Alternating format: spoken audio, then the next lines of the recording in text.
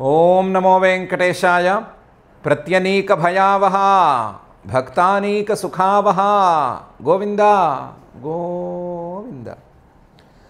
మనసా హి భవంతమథో మనువై శ్రవసా తవ నామ శుభం చ వహై వచసా తవ కీర్తి కథాం ప్రథయై తరసా తవ పాదమహం హి భజై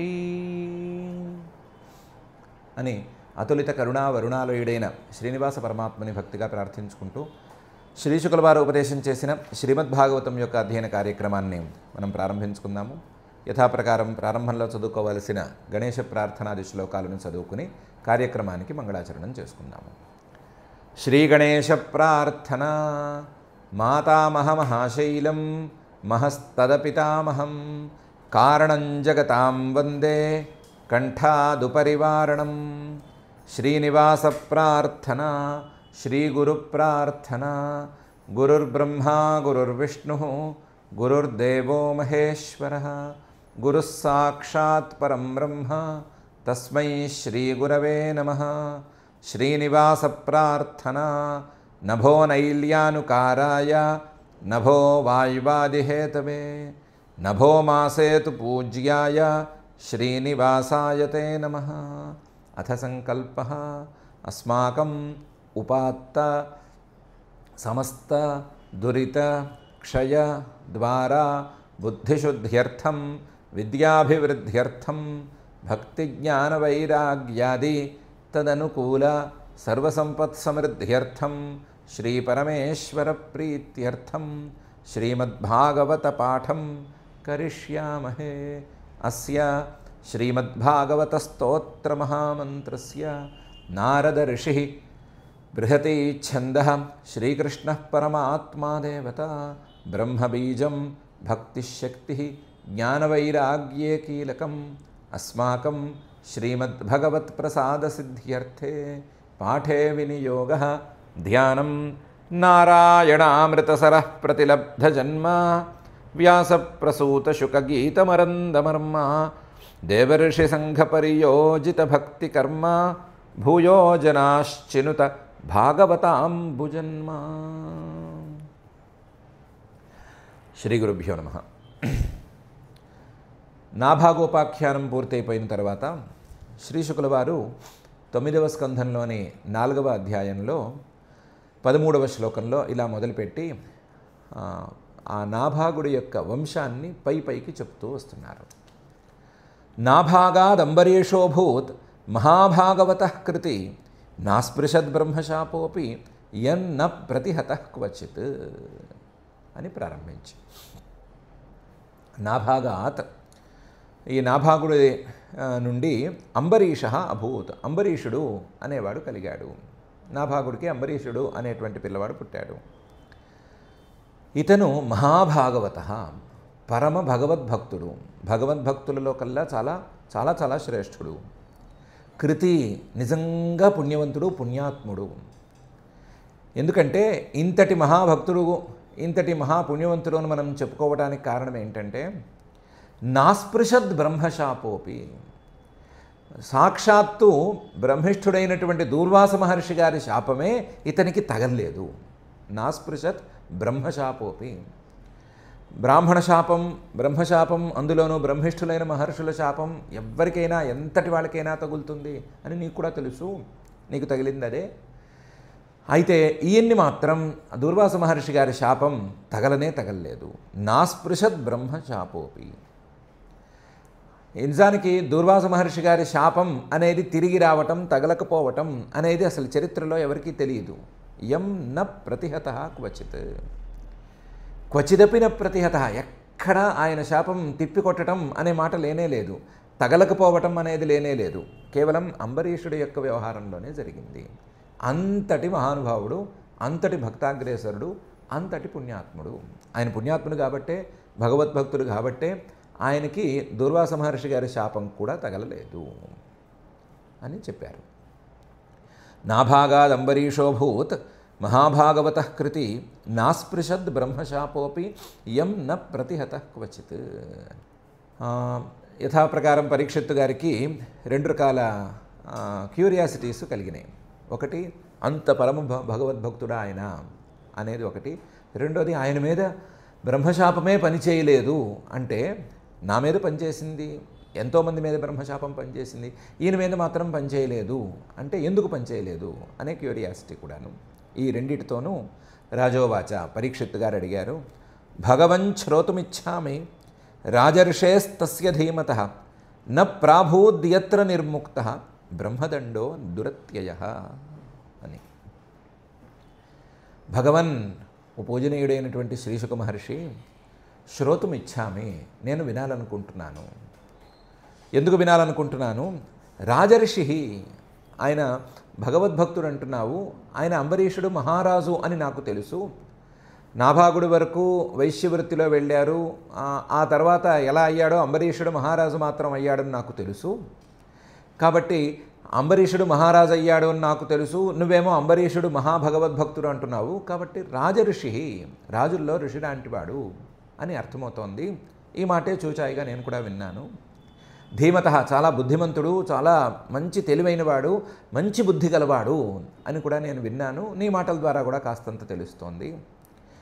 ఇలాంటి రాజర్షి, ధీమంతుడు అయినటువంటి అంబరీషుడి గురించి నేను వినగోరుతున్నాను. అందులో నువ్వేమన్నావు? న ప్రాభూద్యత్ర నిర్ముక్తః బ్రహ్మదండో దురత్యయః అని అన్నావు. కాబట్టి ఇంకా వినాలనుకుంటున్నాను. న ప్రాభూత్, అసలు ఆయన మీదకి పనిచేయలేదు.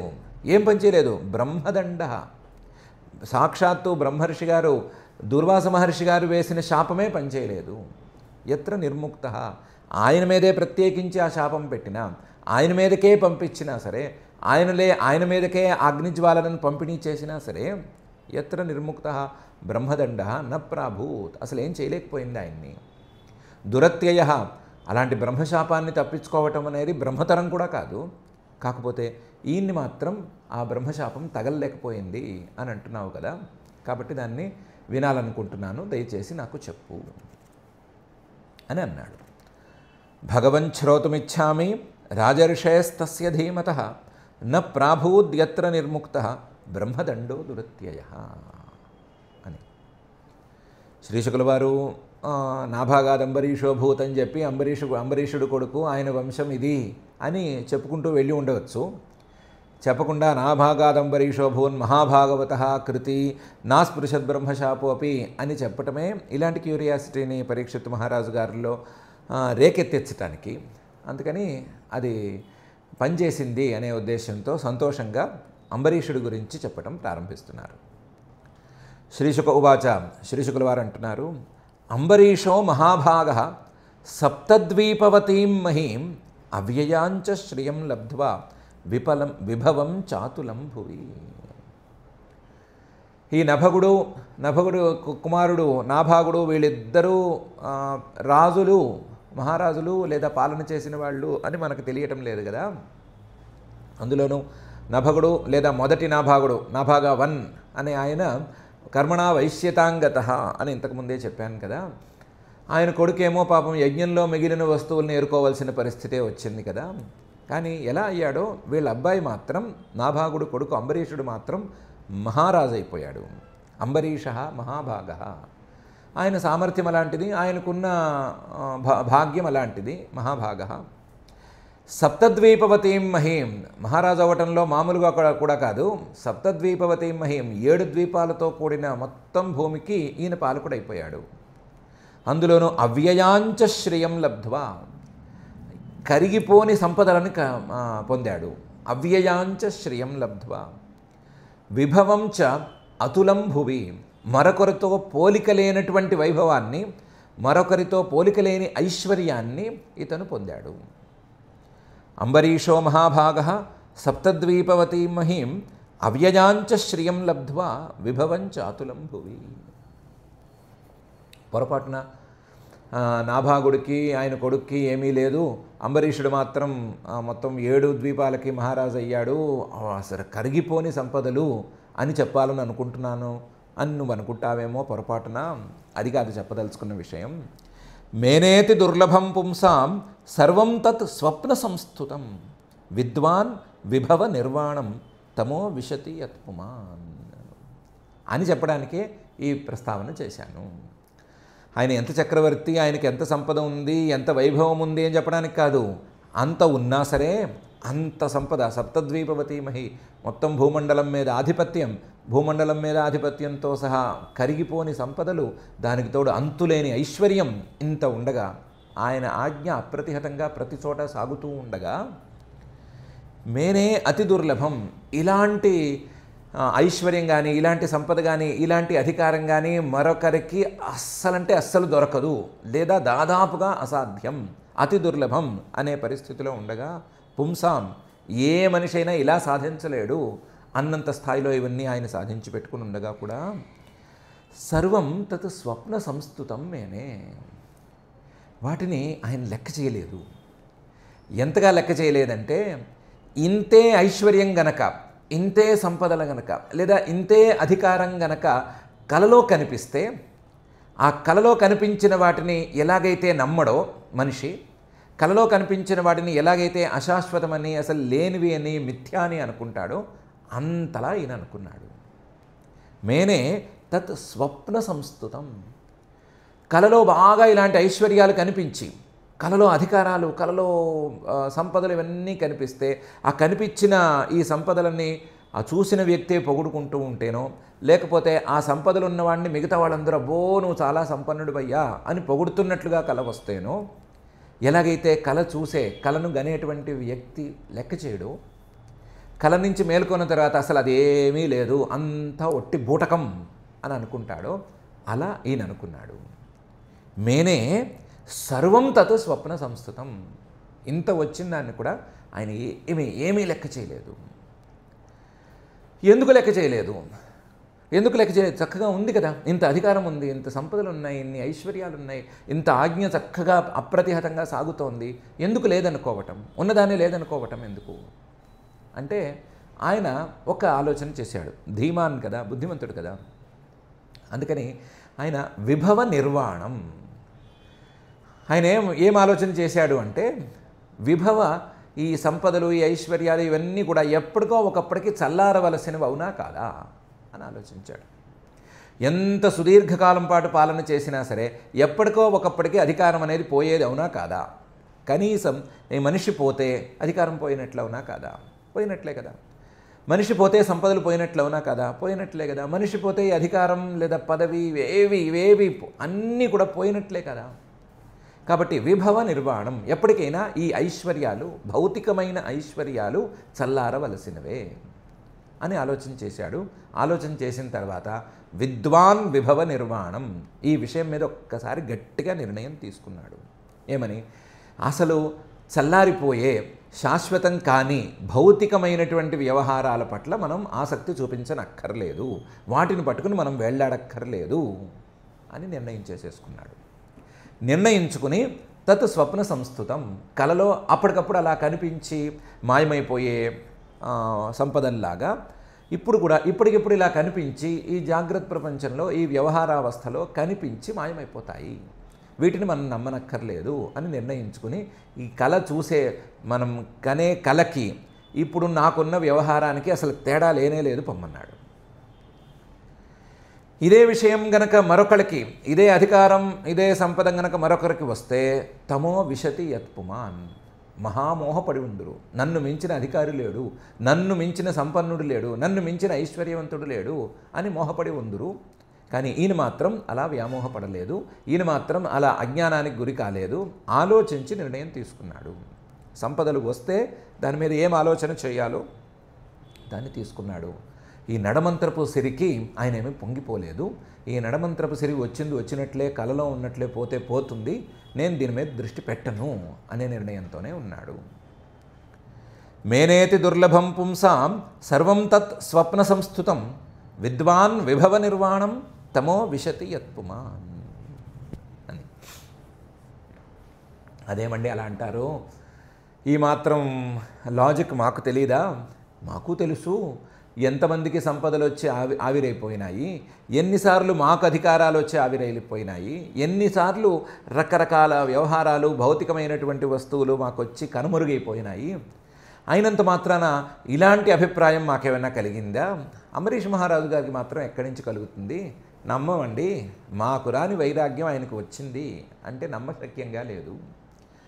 మేము బుద్ధిమంతులమే, ఆయన బుద్ధిమంతుడైతే అవ్వచ్చు, కానీ బుద్ధిమంతులమైన మాకు రాని వైరాగ్యం, బుద్ధిమంతులమైనటువంటి మాకు రాని ఈ స్వప్న సంస్థుతం అనేటువంటి భావన అంబరీష్ మహర్షి గారికి మాత్రం ఎక్కడి నుంచి వస్తుందండి అని మనలో ఎవరైనా అడుగుతామేమో అని ముందే ఊహించి, వాసుదేవే భగవతి తద్భక్తేషు చ సాధుషు ప్రాప్తో భావం పరం విశ్వం ఏనేదం లోష్టవత్ స్మృతం అని శ్రీశుకుల వారే సమాధానం చెప్తున్నారు. నిజమేనయ్యా, ప్రతి వాళ్ళకి కనిపిస్తుంది, ప్రతి వస్తువు కనిపిస్తుంది. తనకొచ్చే వస్తువు లేదా పక్క వాళ్ళకు వచ్చే వస్తువు, ఆ వస్తువు రావటం, దాని పోక అన్నీ, దాని పోకడలు అన్నీ కనిపిస్తూనే ఉంటాయి. కనిపించినంత మాత్రాన దాని మీద వైరాగ్యం కలగటానికి వీలుండదు. ఎందుకు వీలుండదు అంటే వస్తువుల యొక్క స్వభావమే అంత. ఐశ్వర్యం అన్న తర్వాత కరుగుతుంది, డబ్బులు అన్న తర్వాత ఖర్చు అయిపోతాయి, అధికారం అన్న తర్వాత కాసేపు ఉంటుంది, కాసేపు ఓడినట్టు ఉంటుంది. మనం ఏం చేయాలి? కష్టం మీద దాన్ని మళ్ళీ పునః సాధించుకోవాలి, మళ్ళీ సాధించుకుంటూ ఉండాలి. పోతూ ఉంటుంది, సాధించుకుంటూ ఉండాలి, ఎప్పుడూ కష్టపడుతూ ఉండాలి. కష్టపడితే ఫలితం వస్తూ ఉంటుంది అనే భావనే పెరుగుతుంది. దారి తప్పుతుంది బుద్ధి. కనిపిస్తోంది, అంత వ్యవహారం అంతా కనిపిస్తోంది. మన చుట్టుపక్కల వాళ్ళందరికీ జరుగుతున్నవి, మనకి జరుగుతున్నవి అన్నీ కనిపిస్తాయి. కానీ కనిపించినవి మొత్తం లోపలికి వెళ్ళేసరికి ప్రాసెస్ అయ్యే సమయంలో దారి తప్పి ఇంకో వైపుకే మళ్ళీపోతాయి. దాంతో మళ్ళీ ఇలాంటిది ఇంకోటి కావాలి అనే కోరిక వస్తుంది, కానీ వైరాగ్యం అనేది రాదు. ఎందుకు రాదు అంటే ఉండవలసినటువంటి మరొక భావం అనేది లేదు. ఏం లేదు? వాసుదేవే భగవతి భావ పరహ అనేది కావాలి. వాసుదేవుడు ఈ అశాశ్వతమైనటువంటి భౌతికమైన వస్తువులు, వాటి వల్ల వచ్చేటువంటి సుఖాలు, వీటికి పూర్తిగా భిన్నంగా ఉండే, వీటన్నిటికీ ఆశ్రయమయ్యే, వీటన్నిటినీ ప్రకాశింపజేసేటువంటి పరమాత్మతత్వం, ఆ పరమాత్మతత్వం అనే పేరుతో ఉండేటువంటి అఖండమైనటువంటి సుఖం, ఆ సుఖం మీద, పరమాత్మతత్వం మీద ఉండవలసినటువంటి ప్రేమ. దాన్ని వేరే భాషలో అయితే భక్తి అని చెప్పుకుంటారు. కొంచెం తాత్విక భాషలో అయితే ఆ సుఖం మీద, అఖండమైన శాశ్వతమైన సుఖం మీద ఉండేటువంటి పరమప్రీతి అని చెప్పుకుంటారు. ఈ భావం లేకపోవటం వలన అందరికీ ఇలాంటి వైరాగ్యం రావటం లేదు. మనకు కనిపించేటువంటి వస్తువులు, వీటి వల్ల వచ్చే సుఖాలు శాశ్వతంగా లేవంటే ఏం చేయాలి? మనకు సుఖము కావాలి కదా. అందుకని ఈ వస్తువు పోతే ఇంకో వస్తువు, ఈ సుఖం పోతే ఇంకో వస్తువు అని ఈ రకమైన ఆలోచనలు చేసుకుంటూ పోతున్నారు. శాశ్వతమైన సుఖం ఉంది అని, ఆ శాశ్వతమైన సుఖం మీద మనకి ప్రీతి కలగాలి అని ఎవరు ఆలోచించడం లేదు. అలా ఆలోచిస్తే మాత్రం శాశ్వతమైన సుఖం మీద ప్రీతి, శాశ్వతమైన పరమాత్మతత్వం మీద భక్తి అనేది కలిగితే మాత్రం ఈ వస్తువుల మీద మళ్ళీ ప్రసక్తి అనేది రానే రాదు. మళ్ళీ వస్తువుల మీద ఆసక్తిని చూపించడం అనేది కలగదు. ఈ అంబరీషుడు వాసుదేవే భగవతి, వాసుదేవుడు, మనం చెప్పుకున్నటువంటి ఆ వాసుదేవుడు భగవంతుడు పూజనీయుడు, ఆయన మీద ఈ భక్తిని సాధించాడు. ఆయన మీద మాత్రమే కాదు, తద్భక్తేషు చ సాధుషు, ఆ వాసుదేవుడి మీద భక్తిని కలిగి ఉండి ఆ భక్తితో మంచి ఆలోచన చేసి వైరాగ్యాన్ని సాధించినటువంటి సాధు పురుషుల మీద కూడా భక్తిని సాధించాడు.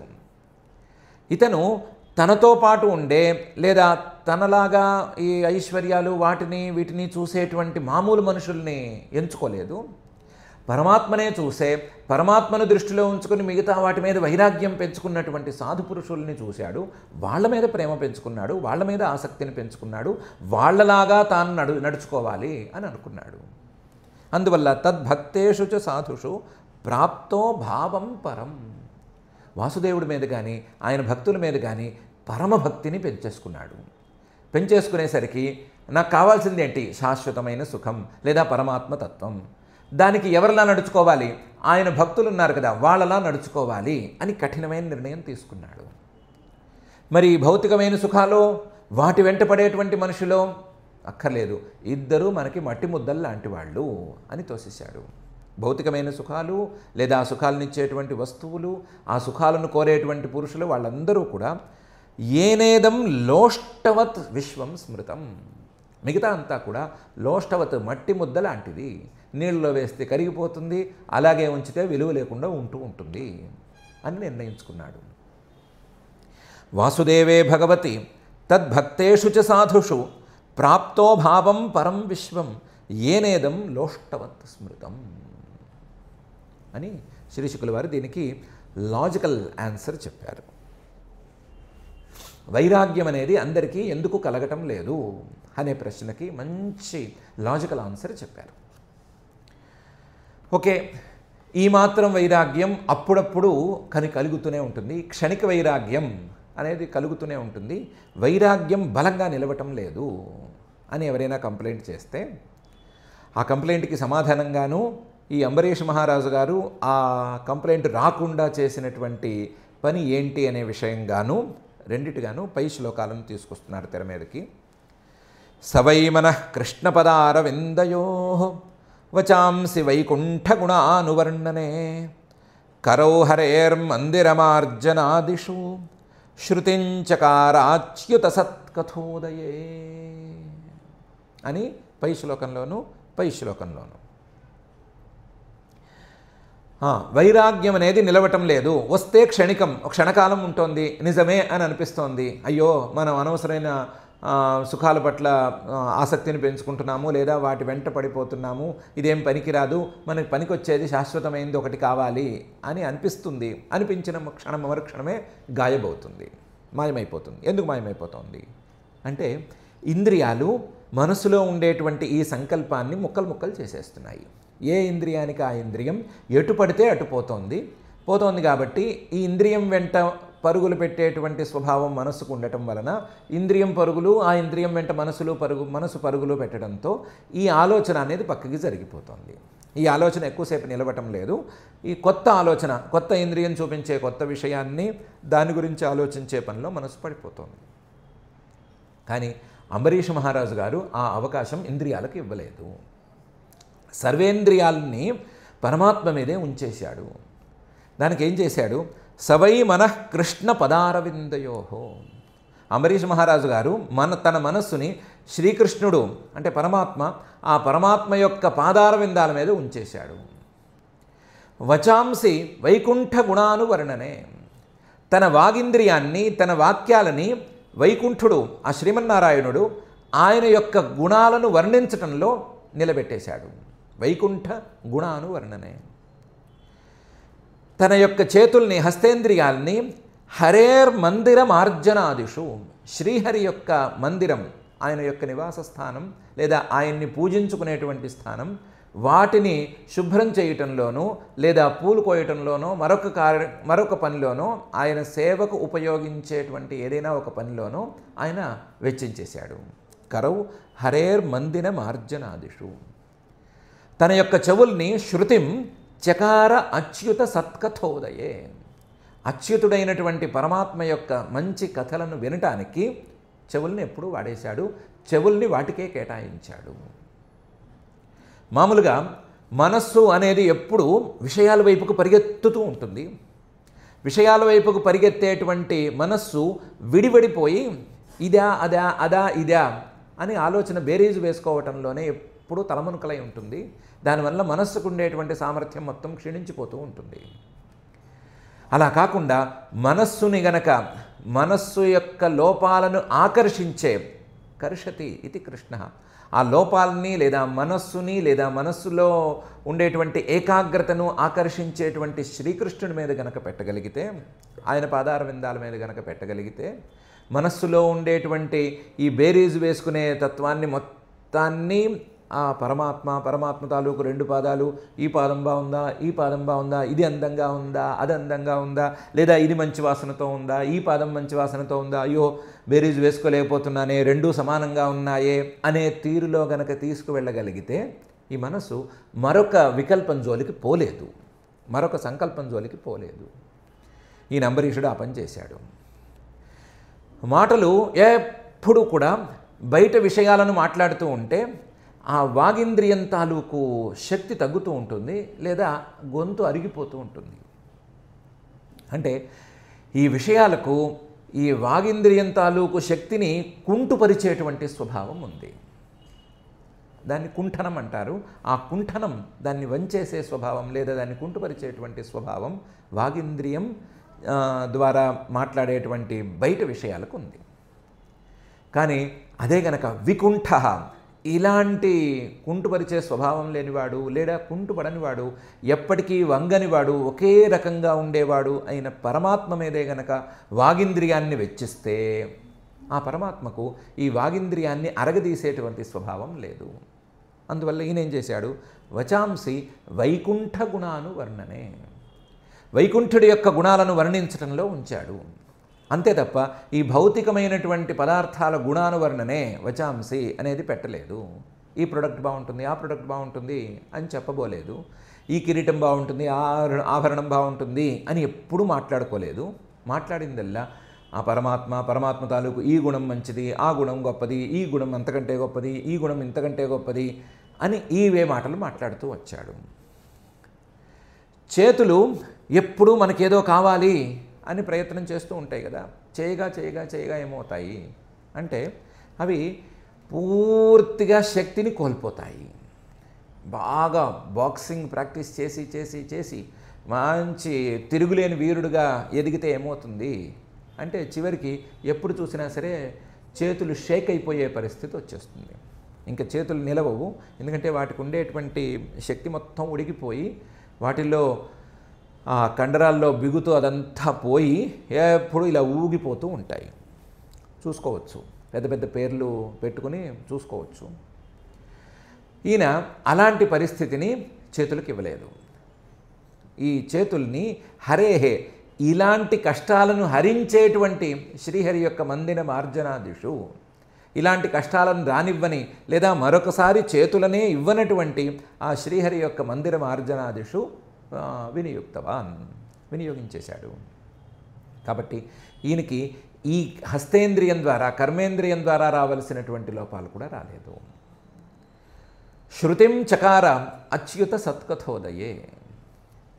చెవులు మనిషికి ఉన్నటువంటి చాలా గొప్ప విశేషాలు, అదే సమయంలో మనిషికి ఉండేటువంటి చాలా పెద్ద లోపాలు. ఎలా విశేషాలు ఏంటి అంటే ఎక్కడ లేని విషయాల్ని కూడా వినొచ్చు. ఎక్కడ లేని విషయాల్ని మనం చూడటానికి అవకాశమే లేని విషయాలను కూడా ఈ చెవుల ద్వారా వినొచ్చు. అసంఖ్యాతా సహస్రాణి స్మర్యతే న దృశ్యతే ఏవమేతన్నిబోధత అని తైత్తిరీయ ఆరణ్యక వాక్యం కూడా ఉంది. మనం అనుకున్నట్లుగా అన్నీ మనం చూడలేము, లేదా చూసినా సరే అందులో ఉండేటువంటి విశేషాలేవి మనకు తెలియవు.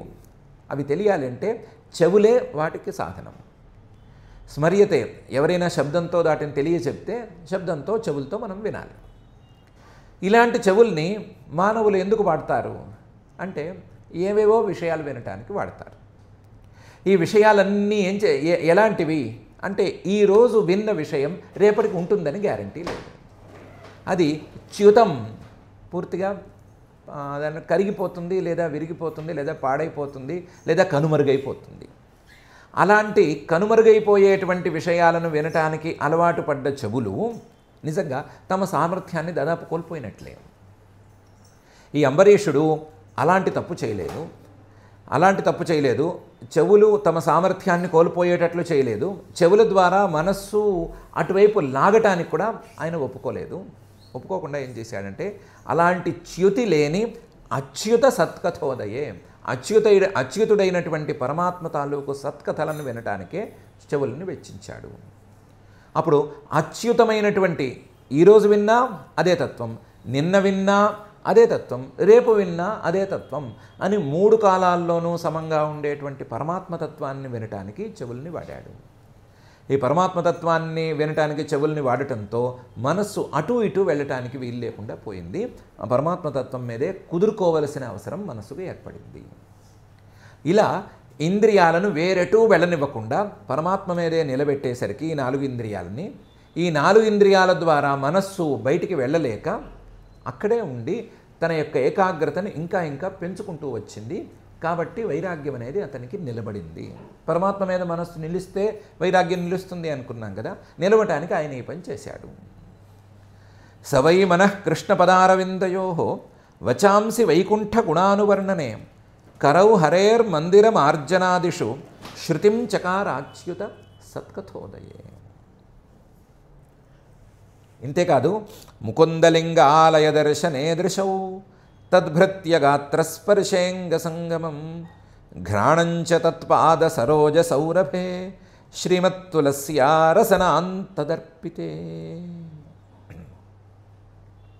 అని మిగతా ఇంద్రియాలను కూడా ఇందుకే వెచ్చించాడు.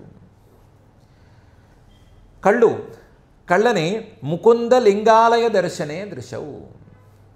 ముకుందుడు ఆయన యొక్క లింగం అంటే ఆయన యొక్క చిహ్నం ఉండేటువంటి ఆలయ స్థానాన్ని దర్శించటానికే వెచ్చించాడు. ముకుందలింగ, ముకుందుడి యొక్క చిహ్నం అంటే 4 భుజాలతోనూ కిరీటాలు నామాలు వీటితోనూ ఉండేటువంటి చిహ్నం ఒకటి, లేదా అది లేకుండా శాలగ్రామం లాంటి చిహ్నం ఒకటి, ఇంకా చాలా చిహ్నాలు ముకుందుడికి ఉండేటువంటి రకరకాల చిహ్నాలు. ఆ చిహ్నాలను కలిగి ఉన్నటువంటి ఆలయాలను సందర్శించడానికే దృశౌ వాడేశాడు. ముకుందలింగాలయ దర్శనే దృశౌ. తన యొక్క అంగ సంగమం, తన యొక్క కౌగిలింతనో లేకపోతే తన యొక్క శరీరం తాలూకు స్పర్శని తద్భృత్య గాత్ర స్పర్శే.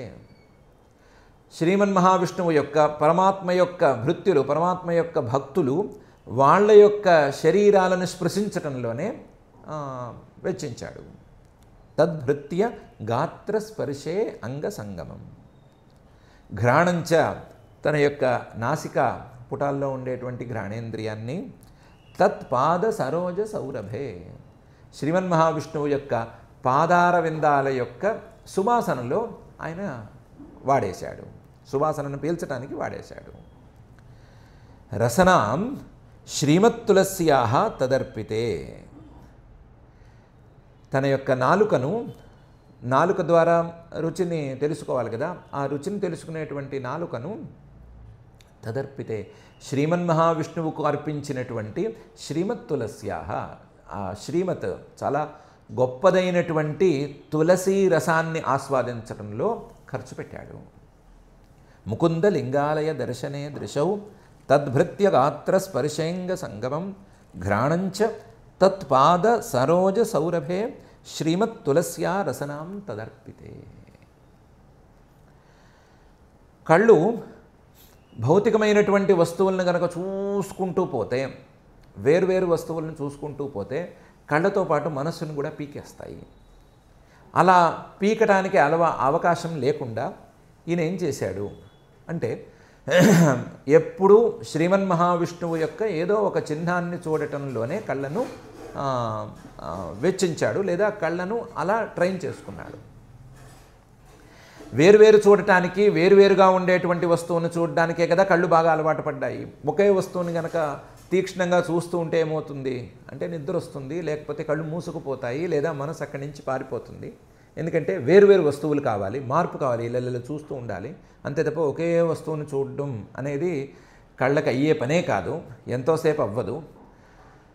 అలాంటి కళ్ళకి ఏం చేశాడంటే, ముకుంద లింగాలయ దర్శనే శ్రీమన్మహావిష్ణువు యొక్క అనేక లింగాలు, ఆ అనేక లింగాలు కలిగినటువంటి అనేక ఆలయాలు, ఆ అనేక ఆలయాలను చూడటం, అనేక మార్లు చూడటం, అనేక విధాలుగా ఉండేటువంటి వాటిని చూడటం అనే పని మీద పెట్టాడు.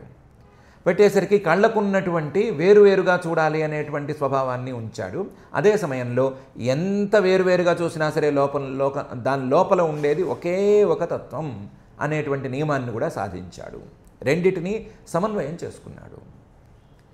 అలాగే అంగ సంగమం, కౌగిలింత అనేది ఎక్కడెక్కడ వస్తుంది, ఏమొస్తుంది అని మనకి తెలుసు. ఈయన దాన్ని ఎక్కడ వాడాడు అంటే తద్భృత్య గాత్ర స్పర్శే. శ్రీమన్మహావిష్ణువు యొక్క భక్తులు వీళ్ళు, ఆయనకు సేవలు చేసిన వాళ్ళు, నాకంటే ఆయనకి చాలా దగ్గర వాళ్ళు, వీళ్ళని స్పృశిస్తే నాకు కూడా ఏదో పుణ్యం వస్తుంది, నాకు కూడా కాస్తంత అంటుతుంది అనే ఉద్దేశ్యంతో ఆ కౌగిలింతని వాడాడు. తద్భృత్య గాత్ర స్పర్శే అంగ సంగమం. ఘ్రాణం ఇది ప్రమాదకరమైనటువంటి ఇంద్రియం, కానరాదు. ఎప్పుడూ సువాసనలు తీసుకోవాలి, సువాసనలు పీల్చాలి అని అర్రులు చాచేటువంటి ఇంద్రియం. దీన్ని ఏం చేశాడంటే తత్పాద సరోజ సౌరభే, వేరే సువాసన వద్దు, ఆ తత్పాద సరోజ సౌరభే శ్రీమన్మహావిష్ణువు యొక్క పాదార విందాల తాలూకు సుగంధాన్ని మాత్రమే పీల్చు అని కట్టడి చేసేసాడు. పద్మగంధం అనేది కొంచెం మైల్డ్గా ఉంటుంది, కానీ చూస్తున్న కొద్దీ ఇంకా వాసన పీలుస్తూనే ఉండవచ్చు అని అనిపిస్తుంది. వాసన కనుక కొంచెం గట్టిగా ఉంటే అది మంచి వాసనే అయినా సరే, కొంచెం హార్డ్గా ఉంటే కనుక ఎక్కువసేపు పీల్చబుద్ధి కాదు, చాలు చాలు చాలు అనిపిస్తుంది. అలా కాకుండా ఇది మైల్డ్గా ఉంటుంది, చాలా బాగుంటుంది. నిదానంగా ఎంతసేపు వాసన పీల్చినా సరే పీల్చాలి, ఇంకా ఇంకా కూడా పీల్చవచ్చు అని అనిపించేలా ఉంటుంది తామర పువ్వు యొక్క వాసన. ఆ తామర పువ్వుతో సమానమైనటువంటి శ్రీహరి పాదార విందాలని, అందులో ఉండేటువంటి వాసనని పీల్చడానికి ఈ ఘ్రాణేంద్రియాన్ని పూర్తిగా కట్టడి చేసి అక్కడ కట్టేశాడు. సో ఘ్రాణేంద్రియానికి ఇంకా బోరు కొట్టే అవకాశం లేదు, కొంచెం కొట్టేస్తోంది ఆపేస్తాను అని అనిపించడానికి వీల్లేదు. నాలాంటి వాళ్ళకైతే తుమ్ములు వస్తాయి, లేదా ఎక్కువ గనక లోపలికి వెళితే ఆ పుప్పొడి గనక లోపలికి వెళితే తుమ్ములు వస్తాయి, ఎలర్జీ అనేటువంటి అభిప్రాయం, అలాంటి భయం కూడా ఏమీ ఉండదు, చాలా హాయిగా ఉంటుంది. అక్కడ కట్ చేశాడు. నాలుక, అమ్మో చాలా భయంకరమైంది ఇది, రకరకాల కారణాలతోనూ. ఆ నాలుకను కూడా మనస్సుని వేరువేరు విషయాల మీదకి లాక్కెళ్ళిపోయేటువంటి నాలుకను కూడా కేవలం శ్రీహరికి సమర్పించినటువంటి తులసి రసాన్ని ఆస్వాదించడమే నీ పని అని చెప్పి దాన్ని కూడా కట్టడి చేసేసాడు. దాన్ని కూడా మనస్సుని లాగనివ్వలేదు, మనస్సు లాగిపోయి బయటికి వెళ్ళిపోయి అస్థిరంగా మారేందుకు అవకాశాన్ని నాలుకను కూడా ఇవ్వనివ్వలేదు. ముకుందలింగాలయ దర్శనే దృశౌ తద్భృత్య గాత్ర స్పర్శేంగ సంగమం ఘ్రాణంచ తత్పాద సరోజ సౌరభే శ్రీమత్ తులస్యా రసనాం తదర్పితే. ఈ రకంగా చేసి మనస్సుని స్థిరపరచుకున్నాడు. మనస్సును స్థిరపరచుకున్నాడు కాబట్టి మనసులో ఉండే క్షణమాత్రమైనా సరే కదిలినటువంటి వైరాగ్యం ఆయన మనసులో కుదురుకుంది, స్థిరపడిపోయింది. ఇంతేకాదు, పాదౌ హరేహే క్షేత్ర పదానుసర్పణే శిరో హృషీకేశ పదాభివందనే కామంచ దాస్యే నతు కామకామ్యయ యథోత్తమ శ్లోక జనాశ్రయా రతి. పాదౌ, తన పాదాలని హరేహే క్షేత్ర పదానుసర్పణే, శ్రీహరి యొక్క క్షేత్రాలను నడిచి వెళ్ళాలి, ఈ పాదాలతో శ్రీహరి యొక్క క్షేత్రాలకు నడిచి వెళ్ళాలి అనే పనికి వాడేశాడు. మామూలుగా అయితే దేవాలయాలకి వాటికి వాహనాల్లో వెళ్ళకూడదు అంటారు. వాహనాలని కొంచెం దూరంగానే ఆపి ఒట్టికాళ్ళతో నడుచుకుంటూ వెళ్ళాలి అంటారు. చెప్పులు కూడా వేసుకోకూడదని అంటారు. ఎందుకంటే కాళ్ళని వాటి కోసం వాడాలి అనేటువంటి అభిప్రాయంతో. ఈయన కూడా అదే అభిప్రాయంతో కాళ్ళని వాడటం మొదలుపెట్టాడు. పాదౌ హరేహే క్షేత్ర పదానుసర్పణే. శిరః, బాగా బిగుసుకుపోయి ఉండేటువంటి శిరస్సుని, ఇంకొక మహారాజు అయితే కిరీటాలని వాడుకోవటానికి వాడేటువంటి శిరస్సుని, అప్పుడప్పుడు ఆజ్ఞలకో లేదా ఎవరినో అనుగ్రహించడానికో ఆగ్రహించడానికో వాడేటువంటి శిరస్సుని హృషీకేశ పదాభివందనే, హృషీకేశుడి యొక్క పాదార విందాలను నమస్కరించుకోవటానికి, ఆయన కాళ్ళకి తాకించటానికి వాడుకున్నాడు. శిరః హృషీకేశ పదాభివందనే. కామం, మనిషి అన్నవాడికి కోరిక తప్పనిసరి, కామం. కానీ ఈయన ఏం చేశాడంటే కామంచ దాస్యే, తన కోరికని శ్రీహరికి దాస్యం చేయటంలో మళ్ళించేశాడు. నేను శ్రీహరికి దాసుడుగా ఉండాలి అనే కోరికతో ఉండిపోవడం మొదలుపెట్టాడు. కామం అంటే కోరిక మాత్రమే కాదు, మనం కోరుకునేటువంటి వస్తువులు కూడా కదా. కోరుకునేటువంటి వస్తువులు ఏదో అందమైన పూమాలలు, లేకపోతే మంచి వాసన వచ్చేటువంటి గంధాలు, లేదా భోగాలు, ఇవన్నీ కదా. వీటన్నిటినీ కూడా దాస్యే నిమిత్తే. నాకు ఎప్పుడో పూమాల కావాలి, ఎందుకు కావాలి అంటే శ్రీహరికి సమర్పించడానికి కావాలి. నాకు బాగా సువాసన వచ్చేటువంటి మంచి గంధం కావాలి, ఎందుకు కావాలి, శ్రీహరి పూజకి కావాలి. లేదా నాకు ఇంకొక వస్తువు కావాలి, ఎందుకు కావాలి, ఆయన్ని పూజించుకోవటం కోసం కావాలి అని అలా వాడుకోవటం మొదలుపెట్టాడు. తనకున్నటువంటి ఈ కామ్యమైన వస్తువులన్నిటినీ కూడా కేవలం శ్రీహరి పూజ కోసమే కామించటం, శ్రీహరి పూజ కోసమే కోరుకోవటం అని మొదలుపెట్టాడు. నతు కామకామ్యయ, ఆ విషయాల ద్వారా వచ్చేటువంటి భోగాలను అనుభవించాలి అనే ఉద్దేశంతో ఏ విషయాన్ని దగ్గరికి రానివ్వలేదు, దేన్ని రానివ్వలేదు. యథా ఉత్తమ శ్లోక జనాశ్రయా రతి భవేత్ తథా. ఉత్తమ శ్లోక, తన యొక్క నడవడిక నడవడిక లేదా తన యొక్క ప్రీతి ఇవన్నీ కూడా ఉత్తమ శ్లోకుడైనటువంటి పరమాత్మను ఆశ్రయించుకున్నటువంటి భక్తుల మీదే ఉండాలి. ఉండేట్టుగా ఏం చెయ్యాలి అని ఎప్పుడూ ఆలోచించాడు. ఆలోచించి అలా నడుచుకున్నాడు. అలాగే తన నడవడికని తీర్చిదిద్దుకున్నాడు. యథా ఉత్తమ శ్లోక జనాశ్రయారతి స్యాత్ తథా. ఆయనకి ఎప్పుడు ప్రీతి, నేను ఇలా ఉండాలి అంటే ఎలా ఉండాలి అంటే భగవద్భక్తులు ఉన్నట్టు ఉండాలి అన్నట్లుగానే ఉండేది. దానికోసమే ఎప్పుడూ పాటుపడేవాడు. మనకు తెలుసు పాదౌ హరేహే క్షేత్రపదానుసర్పణే. కాళ్ళు అనేవి ఎంతగా పీకేస్తాయో తెలుసు. కూర్చుంటే లాగుతూ ఉంటాయి నడుద్దామని, నడుస్తూ ఉంటే ఎక్కడైనా కూర్చోమని కూలబడమని చెప్తాయి. వెళ్ళవలసిన చోట్లకు కాక అక్కర్లేని చోట్లకి వెళ్ళటానికి ఈ కాళ్ళు ఎప్పుడూ సిద్ధంగా ఉంటాయి. అలాంటి పాదాలని ఈయన హరేహే క్షేత్ర పదానుసర్పణే, ఈ పీకుళ్ళని లాగుళ్ళని వీటన్నిటినీ పరిహరించేటువంటి శ్రీహరి యొక్క క్షేత్రాలకు వెళ్ళటానికి వాడుకున్నాడు. మామూలుగా శిరస్సుని రకరకాల ప్రయోజనాలకి వాడతాం కదా, కిరీటాలు పెట్టుకోవటానికో, లేకపోతే అందంగా దూవుకోవటానికో, లేకపోతే ఎప్పుడూ ఎవరికి వంచకుండా ఉండటానికో వాడతాం కదా. ఈయన మాత్రం హృషికేశుణ్ణి, ఆ హృషికేశుడి యొక్క పాదార విందాలని నమస్కరించడానికి వాడాడు. లేదా హృషికేశుడి యొక్క పాదాలను ఆశ్రయించుకుని అదే మాకు పరమం గమ్యస్థానం అని చెప్పుకునేటువంటి భక్తుల్ని నమస్కరించుకోవడానికైనా వాడాడు. భగవంతుణ్ణి నమస్కరించుకోవడానికి, భగవద్భక్తుల్ని నమస్కరించుకోవటానికి ఈ శిరస్సును వాడాడు. శిరస్సును వాడటం ద్వారా అహంకారం తనలో పెరగకుండా చూసుకున్నాడు. శిరో హృషికేశ పదాభివందనే. కామం కోరుకునేటువంటి వస్తువులు ఏ విధంగా ఇబ్బంది పెడతాయి అని ఎవరిని ఏమీ అడగక్కర్లేదు. అందరూ ఇబ్బంది పడుతున్న వాళ్ళే, ఇబ్బంది పడుతున్నామని తెలిసిన వాళ్ళే. ఆయన ఆ ఇబ్బందిని మాత్రం దగ్గరికి రానివ్వలేదు.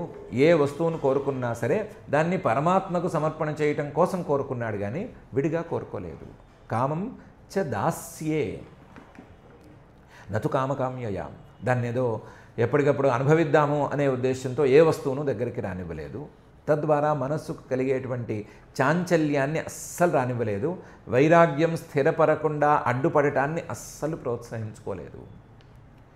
ఎప్పటికప్పుడు తన ప్రవర్తన ఉత్తమ శ్లోక జనాశ్రయ రతిగా ఉండేటట్లు చూసుకున్నాడు. తన ప్రీతి భగవంతుని మీద, భగవద్భక్తుల మీద, తన ప్రీతి భగవంతుడి తత్వాన్ని అందుకునే విషయం మీద, ఆ అందుకోవటానికి వాళ్ళు భక్తులు చేస్తున్నటువంటి వ్యవహారాల మీద ఉండేటట్లే నిర్ణయించి నిర్ధారించుకొని నడుచుకున్నాడు. సో ఈయన మనస్సు చాంచల్యానికి అవకాశమే ఇవ్వలేదు. మనస్సుకి చాంచల్యానికి అవకాశమే లేదు. దానికి తోడు మనస్సులో వైరాగ్యం అనేది స్థిరంగా కుదురుకుంది. పాదౌ హరేహే క్షేత్ర పదానుసర్పణే శిరో హృషికేశ పదాభివందనే కామంచకాం దాస్యే నతు కామకామ్యయ యథోత్తమ శ్లోక జనాశ్రయ రతి అని 3 శ్లోకాలతో ఈయన ఇంద్రియాలకు వైరాగ్యాన్ని కదిలించే అవకాశం ఇవ్వలేదు అని చెప్పి, ఏవం సదా కర్మకలాపమాత్మనః పరేధి యజ్ఞే భగవత్యధోక్షజే సర్వాత్మభావం విదధన్మహీమిమాం తన్నిష్ఠ విప్రాభిహిత శశాసః అని పైన ఏం చేశాడు అని కూడా చెప్తున్నారు. ఈ భావంతో వైరాగ్యం వస్తే కదలకుండా ఏం చేయకుండా ఉంటారు, వాళ్ళు ఏం కదలరు, కదలలేని ఎద్దుల్లా ఉంటారు అని చాలామందికి భ్రమ ఉంది. తప్పది. వైరాగ్యంతో పనులు చేస్తారు. వైరాగ్యంతో చేసేటువంటి పనులు, వైరాగ్యంతో చేసేటువంటి సత్క్రియలు ఇంకా ఉత్తమంగా ఉంటాయి. దానికి ఈయనే ఉదాహరణ అని చెప్తున్నారు. ఎలా?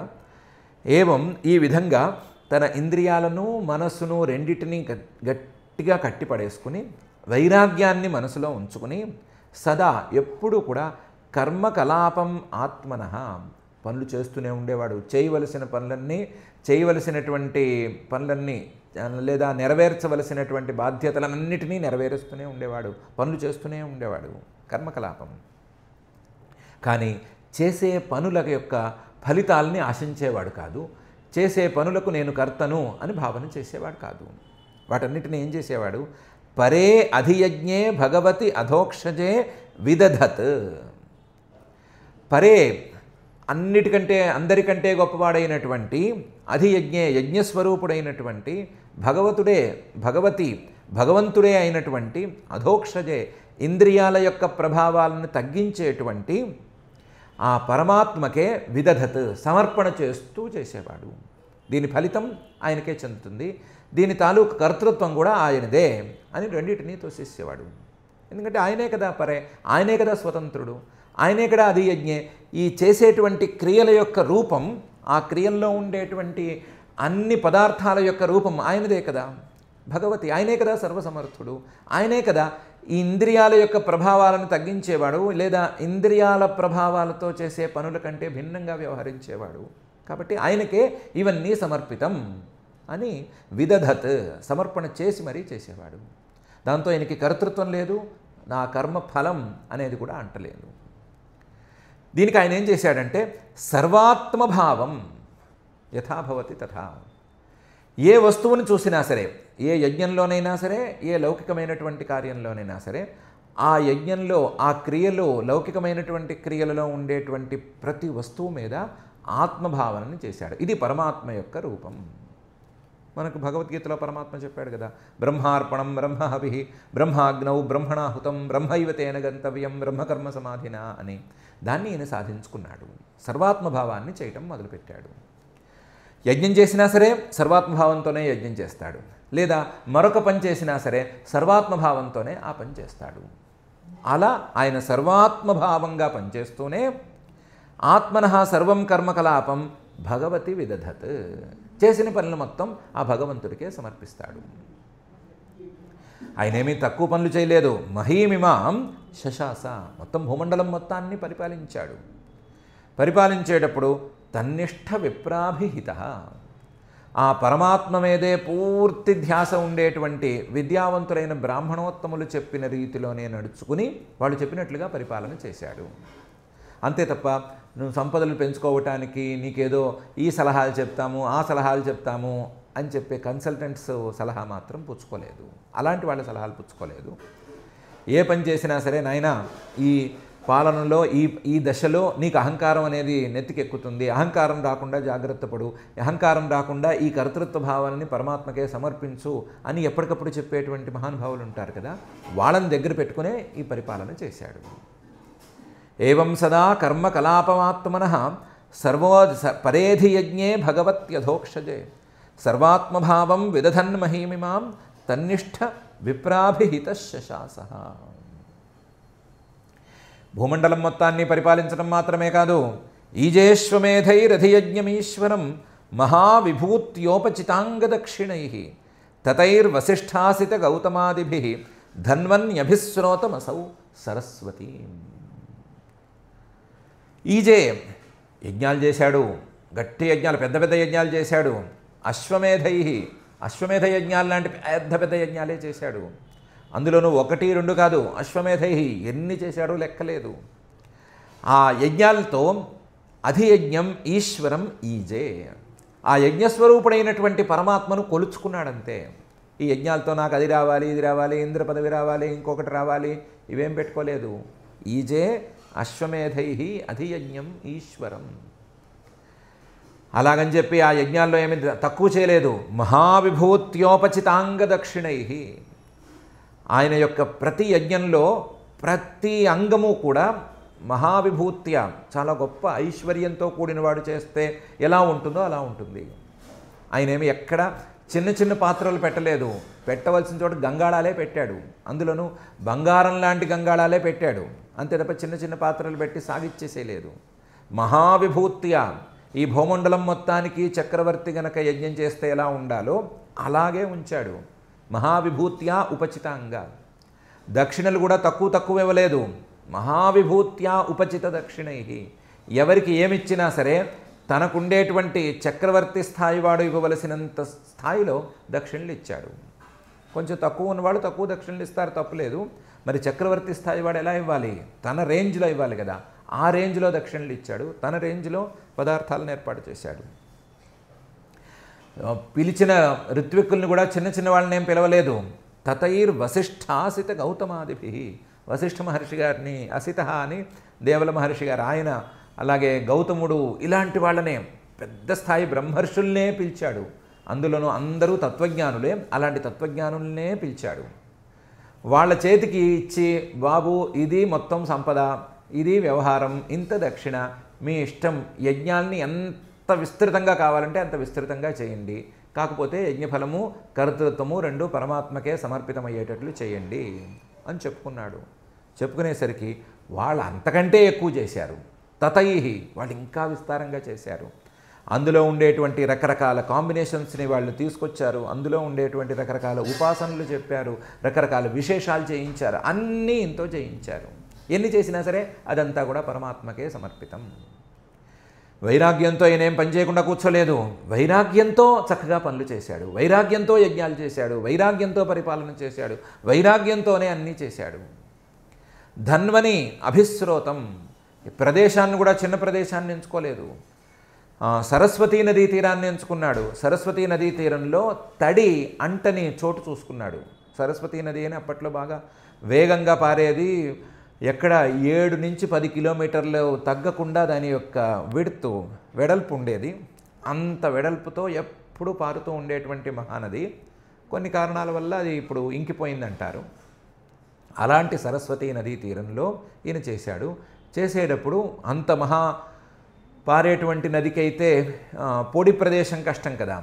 పొడి ప్రదేశాన్ని ఎంచుకుని ధన్వని, ఎక్కువ తడిసిపోయి వరదలు వస్తే కొట్టుకుపోయే ప్రదేశం కాకుండా బాగా సేఫ్గా ఉండేటువంటి ప్రదేశాన్ని ఎంచుకుని అభిస్రోతం, సరస్వతీ నది పశ్చిమ దిక్కుకి ప్రవహిస్తుంది. ఈ పశ్చిమ దిక్కుకి ప్రవహించేటువంటి నదికి ఎదురుగా అభిస్రోతం, ఆ ప్రవాహానికి ఎదురుగా అంటే తూర్పు దిక్కుకి శాలల్ని కట్టుకుని, అభిస్రోతం అంటే తూర్పుకి చూస్తే సరస్వతి ఇలా వస్తూ కనిపించాలి, నది కనిపించాలి, యజ్ఞశాల నుంచి నది చక్కగా కనిపించాలి, కళ్ళకు కనిపించాలి, దాని ప్రవాహం మన వైపుకు వస్తున్నట్లుగా కనిపించాలి అనే తీరులో యజ్ఞశాల ప్రదేశాన్ని సెలెక్ట్ చేసుకుని అక్కడ ఈ యజ్ఞాలన్నీ చేశాడు. ఈజేశ్వమేధైరధియజ్ఞమీశ్వరం మహావిభూత్యోపచితాంగదక్షిణై తతైర్వసిష్ఠాసిత గౌతమాదిభిః ధన్వన్యభిస్రోతమసౌ సరస్వతీ అని ఈ శ్లోకంలో శ్రీశుకుల వారు చెప్తున్నారు. ఇంకా కూడా ఈయన యొక్క యజ్ఞంలో ఉండేటువంటి విశేషాలు, లేదా ఈయన రాజ్యంలో ఉండేటువంటి ప్రజల తాలూకు విశేషాలు, ఈయన వైరాగ్యం తాలూకు విశేషాలు, వీటన్నిటినీ చెప్పి ఈయన తీసుకునేటువంటి వ్రతాలు, ఆ వ్రతాల్లో ఒక వ్రతం, దానికి ఫలితం, అంతకుముందే పరమాత్మ ఈయనకి ఇచ్చినటువంటి ఒక వరం, వీటన్నిటిని గురించి పైన ప్రస్తావన చేస్తున్నారు. మెల్లగా దూర్వాసుడు ఈ కథలోకి మెల్లగా దూరుతాడు. దూరిన తర్వాత చిన్న చిన్న మార్పులు, ఆ మార్పులు పెరగటము, తర్వాత వచ్చే డైలాగులు, వీటన్నిటినీ విస్తారంగా మహర్షి గారు చెప్పబోతున్నారు. మనం ఈరోజు కొంచెం శ్లోకాలని కొంచెం ఎక్కువగానే సాగదీసుకునే చెప్పుకున్నాము. కారణం, కొంతమందికి వైరాగ్యం మహానుభావులకి ఎందుకు నిలుస్తోంది, మనలాంటి వాళ్ళకి ఎందుకు నిలవటం లేదు అనే విషయంలో కొంచెం క్లారిటీని తెచ్చుకుందాము, లేదా పెంచుకుందాము అనే అభిప్రాయంతోనూ. వైరాగ్యం, ఆ మాత్రం వైరాగ్యం మనకి వస్తుంది, కానీ వచ్చిందో లేదో తెలియకుండానే అది హుళక్కి అవుతోంది. ఆ వైరాగ్యానికి కావలసినంత మేర ఈ వస్తువులు శాశ్వతాలు కావు అనేటువంటి భావన మనలోనూ వస్తోంది. అదేదో మెరుపు తీగలాగా అలా వచ్చి అలా మాయమైపోతుంది. ఈ రెండూ నిలవట్లేదు అంటే దానికి కారణం ఏమిటి, మనం కూడా దాన్ని నిలుపుకోవాలంటే చేయవలసింది ఏంటి అనే విషయాన్ని కొంచెం బలంగా తెలుసుకోవటం కోసం, ఎవరికి వారికి ఇది చాలా కావాల్సిన విషయం కాబట్టి, కావాలనుకున్నా అక్కర్లేదనుకున్నా ఇదే కావాల్సిన విషయం కాబట్టి దీని గురించి మనం కొంచెం ఎక్కువ చెప్పుకున్నాము. దాని ప్రకారం మనకున్నటువంటి ప్రీతి మనల్ని పాడు చేస్తోంది. మనకున్నటువంటి ప్రీతి విషయ ప్రీతి, అలా కాకుండా పరమాత్మ ప్రీతి, పరమాత్మ మీద భక్తి అయితే ఇలాంటి సమస్యలు రావు అనేటువంటి అభిప్రాయాన్ని కనీసం ప్రాథమికంగానైనా మనం దీని ద్వారా మనం సంపాదించుకున్నాము. అలా సంపాదించుకోవటానికే అంబరీష చక్రవర్తి గారి లేదా అంబరీష మహారాజు గారి యొక్క వృత్తాంతాన్ని శ్రీశుకుల వారు మొదలుపెట్టారు. మనం కూడా దాన్ని కొంతమేరకు కొంచెం ఎక్కువ సమయం వెచ్చించి మరి ఆ విషయాన్ని మనం అర్థం చేసుకున్నాం. ఎక్కువ నిర్ణయించుకోవాల్సిన విషయాలేం లేవు. నిర్ణయించుకోవాల్సిన విషయం ఒకే ఒకటి, మనకున్న ప్రీతి మారాలి. మనకున్న విషయ ప్రీతి పోయి దాని స్థానంలో తత్వప్రీతి రావాలి. లేదా ఇంకొంచెం ఒక మెట్టు తగ్గి మాట్లాడుకుంటే, మనకు ఉండేటువంటి అశాశ్వతమైన ప్రీతులన్నీ పోయి మనకు ఉండేటువంటి ప్రీతి శాశ్వతంగా ఒక చోట ఉండాలి. ప్రీతి శాశ్వతంగా ఉంటే ఆ శాశ్వతమైన విషయం మీదే ఇంద్రియాలు పనిచేస్తాయి, ఆ శాశ్వతమైన విషయం మీదే మనస్సు పనిచేస్తుంది, దానికోసమే మనస్సు పాకులాడుతుంది. ఈ అశాశ్వతమైన విషయాల మీదకి ఇంద్రియాలు పోవు, మనస్సు పోదు, ఇంద్రియాలు చెదిరిపోవు, మనస్సు చెదిరిపోదు, అన్నీ స్థిరంగా ఉంటాయి. కాబట్టి మనకి అలాంటి శాశ్వతమైన పరమాత్మతత్వం మీద ప్రీతిని కలిగించవలసిందిగా ఆ అతులిత కరుణా వరుణాలయుడైనటువంటి శ్రీనివాస పరమాత్మని మనమే భక్తిగా ప్రార్థించుకుందాము. ఉన్నంత భక్తితో మరింత భక్తి నిమ్మని ప్రార్థించుకుందాము. ఆ ప్రార్థనతో ఈ రోజుకి పారాయణ కార్యక్రమం చేసుకుందాము. అథ శ్రీమద్భాగవతే పారమహంస్యాం సంహితాయాం నవమస్కంధే చతుర్థాధ్యాయే శ్లోకాః.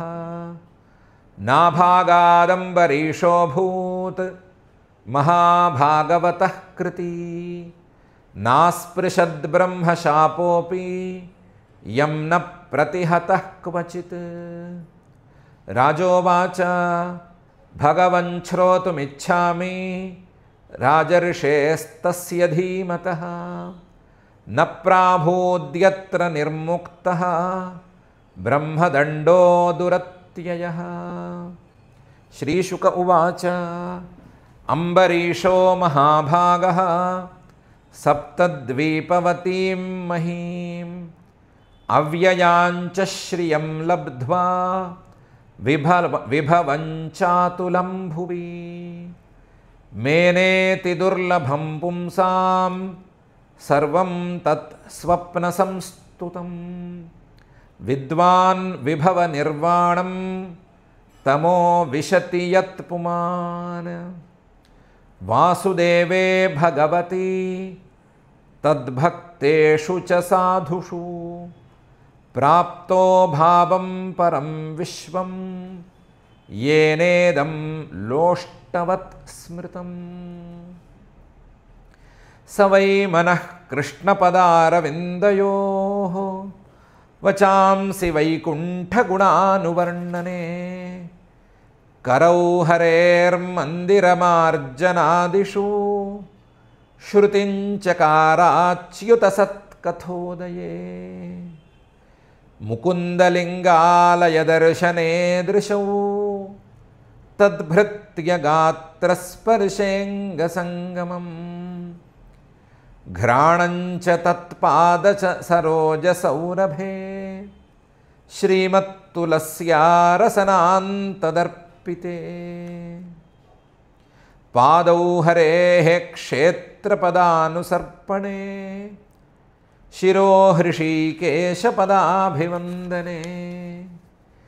కామం చ దాస్యే నతు కామకామ్యయా యథోత్తమశ్లోకజనాశ్రయారతిః. ఏవం సదా కర్మకలాపమాత్మనః పరేధి యజ్ఞే భగవత్యధోక్షజే. సర్వాత్మభావం విదధన్మహీమిమాం తన్నిష్ఠ విప్రాభిహితః శశాసః.